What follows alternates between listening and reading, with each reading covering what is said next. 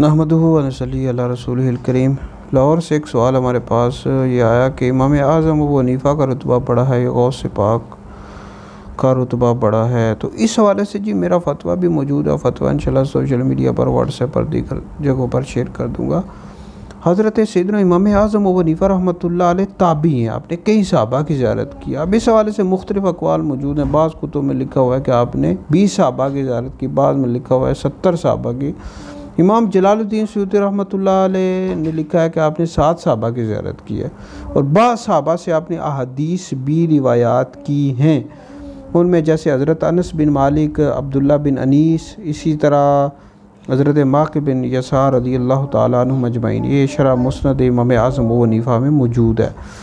تو آپ چونکہ تابعی ہیں، اعلیٰ حضرت امام اہل سنت نے فتاویٰ رضویہ جلد نمبر 11 میں یہ لکھا ہے، آپ تابعی ہیں اور آپ غوث پاک سے افضل ہیں۔ اسی طرح فتاویٰ شارح بخاری میں بھی لکھا ہوا ہے کہ غوث پاک جو ہیں طبقہ تابعین کے بعد سب سے افضل ہیں، لہذا امام اعظم ابو حنیفہ چونکہ تابعی ہیں، اس وجہ سے آپ کا رتبہ غوث پاک رحمۃ اللہ علیہ سے بڑا ہے۔